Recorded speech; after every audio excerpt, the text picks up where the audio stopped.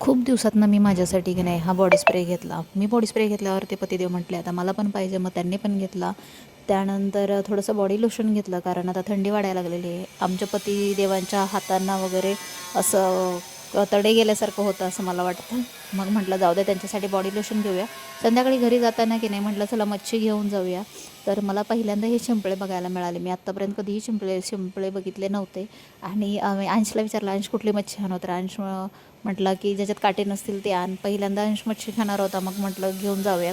आणि हे रिलायन्स मार्टच्या मागे हे दुकान मोठं असं सुरू झालेलं आहे.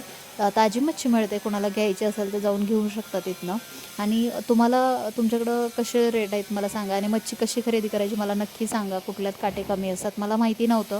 मग मी ते काही शिरण का सिरण काय ते नाव होतं तिथं, तर मी ती मच्छी घेऊन गेले. त्यानंतर तिला लिंबू मिरची मीठ सगळं लावलं आणि छान मॅरिनेट करून घेतली.